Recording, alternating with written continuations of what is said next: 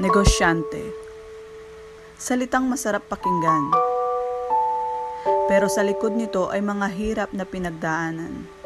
Salitang akala ng lahat ay parati kang may pera. Salitang minsan ay gusto mo nang tumambling. Pero dahil sa salitang ito, ay patuloy kang lumalaban kahit gaano man kahirap.